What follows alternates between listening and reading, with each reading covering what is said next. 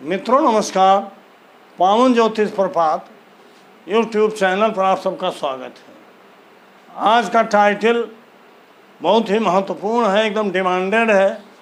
कई बार आपने, मेरे मित्रों ने आग्रह किया था, गुरुजी इष्ट देव को सिद्ध करने की कोई सुगम विधि बताइए।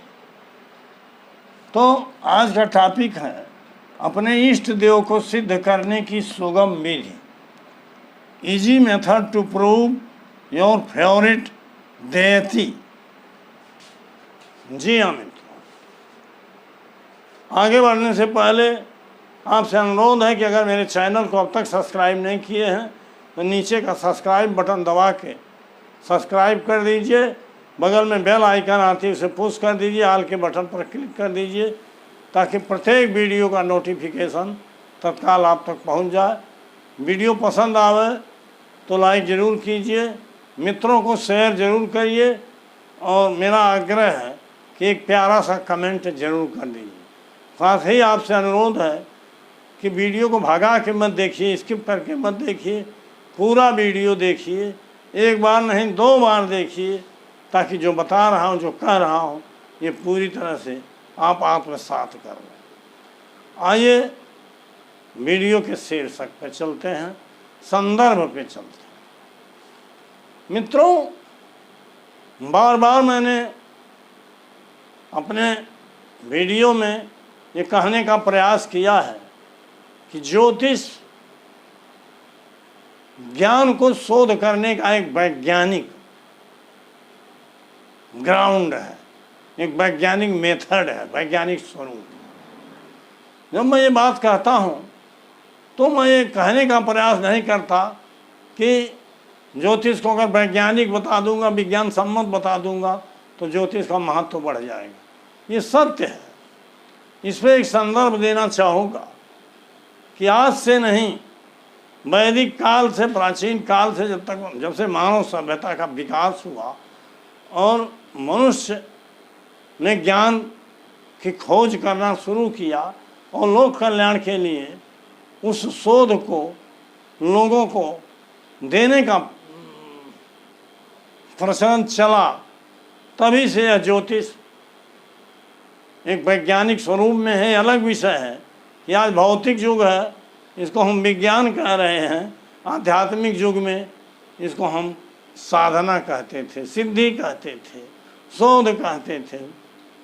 तो बात एक ही है।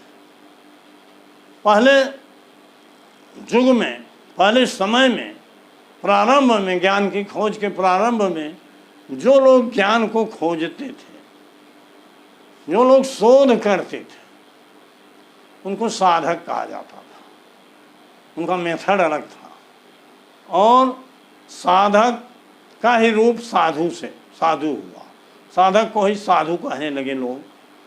और वह ज्ञान लोग कल्याण के लिए जो देते थे खोज करके, वो साधु देते थे। उसके बाद समय बीता, फिर अगली पीढ़ी आई तो पुराने पीढ़ी ने जो खोज किया था, जो ज्ञान दिया था, उसमें कुछ जोड़ दिया। और जब कोई चीज़ जोड़ी जाती है तो उसको आप कहते हो योग। तो उस पीढ़ी को योगी कहा गया। तो मित्रों, जब कोई चीज़ किसी चीज़ में मिलाई जाएगी, जोड़ी जाएगी, तो उसमें कुछ विषमता पैदा होगी या उससे आने वाली पीढ़ी सहमत नहीं होगी या विकृति पैदा होगी। तो आने वाली पीढ़ी जो आई उस समय के वैज्ञानिकों की, वो मनीषी कहलाई।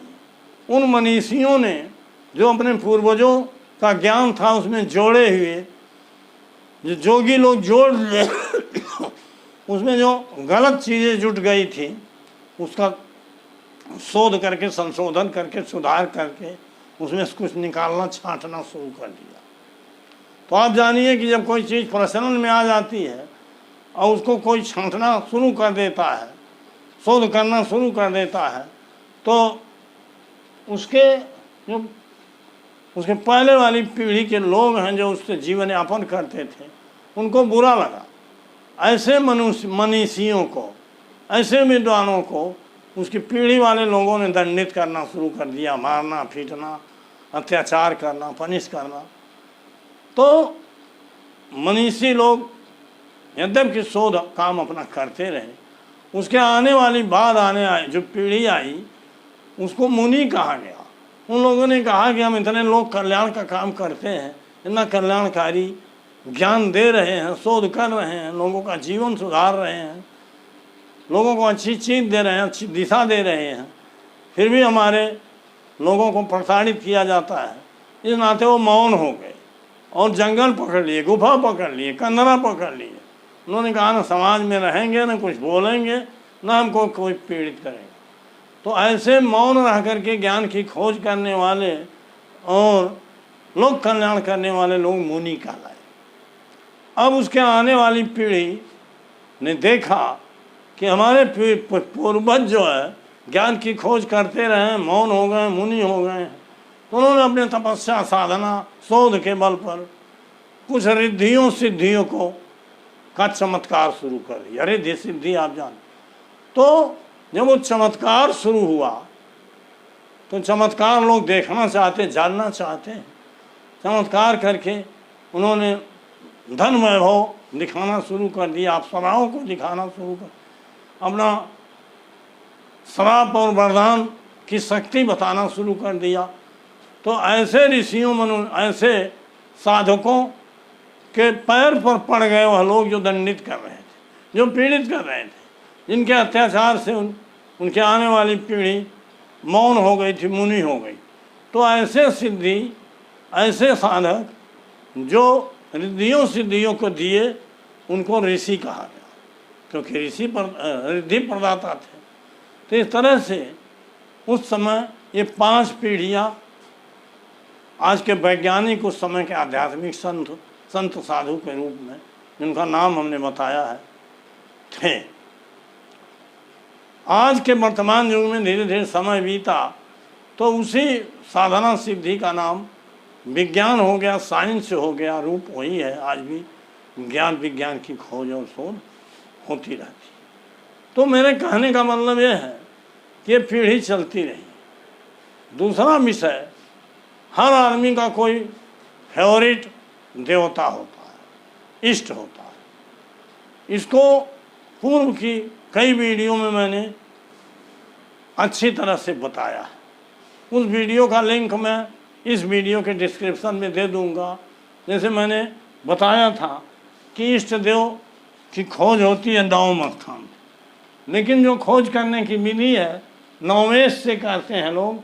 मैंने बताया था कि 9वें स्थान के सब लॉर्ड है उपनक्षत्र स्वामी से करिए, और उसके आधार पर हमने कहा था सूर्य के देवता हैं गायत्री, चंद्रमा के शिव जी, मंगल के गणेश जी हमने बताया, कुछ लोग हनुमान जी को मान, बुध के हनुमान जी, बृहस्पति के हमने दत्तात्रेय गुरु को बताया था, आज कुछ लोग विष्णु को मानते हैं। शुक्र के देवी जी हैं दुर्गा देवी, काली देवी, भवानी जो भी।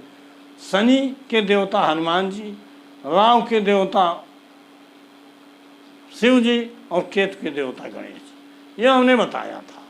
बाद में कुछ लोगों ने तर्क कुतर्क करना शुरू किया, तो हमने कहा भाई इष्ट देव किसी को तो मानोगे आप, किसी को मानिए, लेकिन अगर आपका फेवरेट है तो मानिए, और ज्योतिष की बात करोगे तो मैं इसी विधि से बताऊंगा।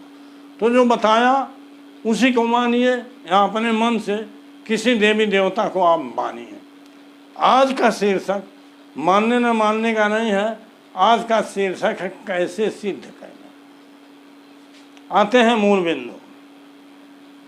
मित्रों, जो भी देवी देवता आपका होगा, उसका कोई स्वरूप होगा, कोई फोटो होगा, कोई चित्र होगा। ये साकार रूप जो बना देवी देवताओं का, इसके पीछे भी विज्ञान है। यद्यपि ईश्वर निराकार है, फिर भी साकार रूप इसलिए दिया गया कि साकार में आपका मन लगेगा, मन एकाग्र होगा, और जो साधना का ध्येय है, लक्ष्य है, उसको प्राप्त करने के लिए हमारे मनीषियों ने, विद्वानों ने साकार रूप दे दिया देवी देवता का, ताकि जिस विधि से मैं बता रहा हूँ उसको आप समझने का प्रयास करें। जो भी आपका इष्ट देव है उसका एक फोटो फ्रेम में जड़ा हुआ, शीशा में जड़ा हुआ मिल जाता है, ले आइए। उस फोटो को अपने पूजा स्थल पर रखिए जहाँ भी आप पूजा करते, और उस देवता का मंत्र, छोटा सा मंत्र, जैसे मैं बताने का प्रयास करूंगा कि मेरे इष्ट देव गणेश जी हैं, तो इसी तरह से आपके इष्ट देव विष्णु जी हो सकते हैं, आपके इष्ट देव राम हो सकते हैं, आपके इष्ट देव कृष्ण हो सकते हैं, आपके इष्ट देव हनुमान जी हो सकते हैं, किसी की देवी जी हो सकते, शंकर जी हैं, जो भी जिसको इष्ट देव मानता है। लेकिन जो मैंने उस वीडियो में बताया, बहुत से लोग जानते हैं, उसको देख लीजिएगा, उसके अनुसार अगर आप मानिएगा तो ज़्यादा फेवरेट बनेगा। तो जिसको भी आप मानते हैं उसका एक छोटा सा मंत्र जरूरी है। मंत्र नहीं है तो जैसे ओम गंग गणपतये नमः मंत्र है छोटा सा, गणेश जी, हनुमान जी का है ओम श्री हनुमते नमः, ओम हनुमंताय नमः, तमाम मंत्र है। कोई भी मंत्र, ओम राम रामाय नमः, ओम श्री कृष्णाय नमः, ओम नमः शिवाय, जो भी आप कहते हैं, ओम सीतारामाय नमः, तो जो भी मंत्र है, जो देवता आप हैं उसके मंत्र आप जानते हैं। अगर मंत्र नहीं आता, संस्कृत का अर्थ समझ में नहीं आता, तो सीधे हे भगवान राम, हे भगवान हनुमान आपको प्रणाम, हनुमान जी आपको प्रणाम, हनुमान जी आपको, हे राम जी आपको प्रणाम, जो भी अर्थ आप समझते हो उसी रूप में उसको मंत्र मानिए। मंत्र और तंत्र की व्याख्या में हम जाएंगे, समय ज़्यादा बीत जाएगा, इस पर कभी चर्चा। तो उस फोटो पर जैसे मैं गणेश जी को मान रहा हूँ, मैं मंत्र भी जानता हूँ, ओम गंग गणपतये नमः या ओम श्री गणेशाय नमः, तो ओम श्री गणेशाय नमः पर ही बता रहा हूँ। आप उसी फोटो पर धूप दीप अगरबत्ती दिखाइए, अगरबत्ती ही दिखाइए, दीपक जला लीजिए, पवित्र हो जाइए, जल से अंदर बाहर तमाम उसकी विधि है, उसको कर लीजिए। ओम पवित्र पवित्रो सर्वासाम गतो पिया यह स्मृत पुंडी काछम सर्वाभ्यंतर सूचि, पानी छिड़क दीजिए। ओम पृथ्वी तो धीरता लोका देवी तुम स्नाता तुम धारे माम देवी पवित्रम कुछ, ओम केशवाय नमो, ओम नारायणाय नमो, ओम माधवाय नमो, ओम ऋषि के साथ अंदर जल ले लीजिए, नीचे फिर इस तरह से मंत्र है। अगर नहीं आता तब भी आप पवित्र हो जाइए पानी से, ओम पवित्र पवित्र और सर्वास्थान तो भी है मंत्र। किसी तरीके से प्रभु मुझे पवित्र करिए, मैं आपकी पूजा करने जा रहा हूँ, ये कर सकते हैं। तो ओम गणेशाय नमः, ओम श्री गणेशाय नमः करके 10 बार 20 बार 5 बार 25 बार जो संभव हो उनको धूप दीप अगरबत्ती दिखाइए, और एक आरती की किताब रखें। उनमें आरती किताब हर देवता की मिलती है, तो आरती किताब जैसे गणेश जी की आरती करना है तो जय गणेश जय गणेश जय गणेश देवा, माता जाकी पार्वती पिता महादेवा, एक दंत दयावंत चार भुजाधारी, मस्तक पर सिंदूर सो है मूसे की सवारी, जय गणेश जय गणेश जय गणेश देवा। मतलब आरती लंबी है थोड़ी सी, वो हो जाएगी। अब आरती करने के बाद, पूजा करने के बाद, और आरती पूजा जब करिए तो उस फोटो को बड़े ध्यान से देखिए, क्योंकि क्या आकार है, क्या स्वरूप है, फोटो का मकसद यही है। तो उस फोटो को ध्यान से देख करके अब वहीं बैठ करके 5 मिनट 10 मिनट और समय बिता, 5-10 मिनट आंख बंद कर लीजिए, मन को एकाग्र करिए और कल्पना करिए कि जैसे फोटो में गणेश जी बैठे हैं या मेरे इष्ट देव बैठे हैं, जो भी हैं, वैसे मेरे हृदय रूपी मंदिर में मैं उनको हृदय में या अपने आज्ञा चक्र पर यहाँ धीरे धीरे धीरे स्थापित करिए। वही स्वरूप सोचिए, धीरे धीरे स्थापित, और मौन होकर के ही जैसे फोटो पर पूजा किए हैं ऐसे कल्पना करिए, उसी तरह से उनकी आरती कर रहा हूँ, पूजा कर रहा हूँ और मंत्र पढ़ रहा हूँ। और ऐसा करने से गणेश जी मेरे ऊपर खुश हो रहे हैं, खुश होकर के आशीर्वाद दे रहे हैं, उनके हथेली उठ रही है, उनके हथेली से आशीर्वाद की किरणें निकल रही हैं, जिसकी रोशनी टार्च की रोशनी की तरह मेरे चेहरे और शरीर पर पड़े। इस तरह से आप ईश्वर में की एकाग्रता आपकी बढ़ जाएगी और मन एकाग्र हो जाएगा। तो धीरे धीरे धीरे तुरंत तो वह छवि स्पष्ट नहीं होगी अंदर, लेकिन 1 हफ्ता 10 दिन 15 दिन बराबर ये अभ्यास आप करोगे, पहले फोटो पर फिर ध्यान लगा, तो धीरे धीरे वो छवि आपके अंदर उतरती चली जाएगी और आप मुग्ध हो जाओगे, मग्न हो जाओगे और धीरे धीरे वो सिद्ध होते चले जाएंगे। महीना 2 महीना में आप सिद्ध भी हो जाएंगे। इसके अलावा जब आपको समय मिले, सोते जागते उठते बैठते कभी भी 1 मिनट 2 मिनट समय हो, सो रहे हैं, ओम गंग गणपतये नमः, ओम गंग गणपत, अपने इष्ट देव का नाम लीजिए, ध्यान करिए उसी आकृति। ऐसा आप महीने 2 महीनों करोगे तो आपके इष्ट देव, आपके देवता सिद्ध हो जाएंगे। सिद्ध हो जाएंगे तो एक बार आप नाम लोगे तो सीधे तो प्रत्यक्ष नहीं दिखाई देंगे, लेकिन लगेगा आपको कि प्रत्यक्ष आ गए गणेश जी, अब सौंप दिया इस जीवन का, सब बात तुम्हारे हाथों में। वक्रतुंड महाकाय सूर्यकोटि समप्रभा निर्विघ्नं कुरु मे देव सर्व कार्य सर्व। वो बहुत कुछ है, हर देवी देवता थोड़ा सा इतनी जानकारी अपने देवी देवता के बारे में कर। और अगर वो सब पुस्तक साहित्य नहीं पढ़ पाते तो हिंदी में ही जो भी आप जिस बोली भाषा में हैं उसी बोली भाषा में सिद्ध कर लीजिए और उनके फोटो को, उनके चित्र को अंदर बैठाइए, धीरे धीरे सिद्ध हो जाएंगे आप और आपके हर मनोकामनाएं पूरी होने पर। कारण क्या है? कारण यह है कि देखिए, मंत्र माने होता है मन को साधना, तंत्र माने होता है तन को साधना, और यंत्र माने होता है तरीका। जो आज के युग में यंत्र है, तब अब भी होता है, पहले भी था। तो मंत्र तंत्र यंत्र साधने का बात, साधने का मतलब सिद्ध करना। और जब सिद्ध हो जाएगा तो आप जिस चीज़ की कल्पना करोगे, कामना करोगे, वो विल पावर आपका इतना ज़्यादा बढ़ जाएगा कि कायनात से आपकी अपेक्षाओं को ढूंढ करके वो ला करके आपके आंगन में डाल देगा, आपके सामने डाल देगा। ये शक्ति होती है इष्ट देव की कृपा में। इष्ट देव पर आप विश्वास करोगे तो आपको सुख दुख है एक समान उन्हें, बल जिनकी आत्माओं में। और ये भी बता दें, तुलसीदास की वो चौपाई सोचिए, एक घड़ी आधी घड़ी आधी में पुनियाद, तुलसी संगति साधु की हरे कोटि अपराध। अर्थात एक घड़ी आधी में आधी, आधा क्षण अगर साधु की संगति हो गई, उस इष्ट देव की संगति हो गई तो कोटि अपराध आपके खत्म हो जाएंगे। मतलब हर तरह से पूर्ण प्रभाव जागृत हो जाएगा, आप खुशहाल हो जाओगे और आपके सुख दुख सब आपको बराबर हो जाएगा, हमेशा आनंद मग्न रहोगे। देखिए, ऐसे पहले भी होता था।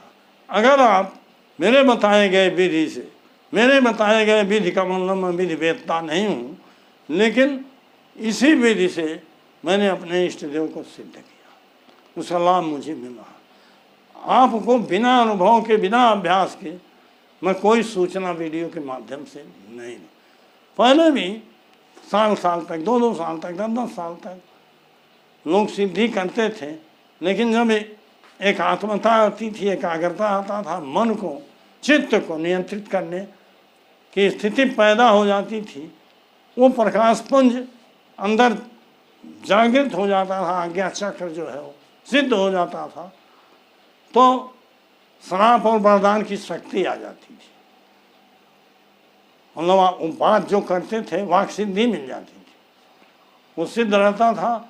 इसी तरह से आपको भी सिद्धि मिल जाएगी, वाक सिद्धि मिल जाएगी, योग्यता मिल जाएगी, इम्यूनिटी बढ़ जाएगी, गुण बढ़ जाएगा, आपके पारे सारे पाप का शमन हो जाएगा, आप एक सिद्ध हो जाओगे।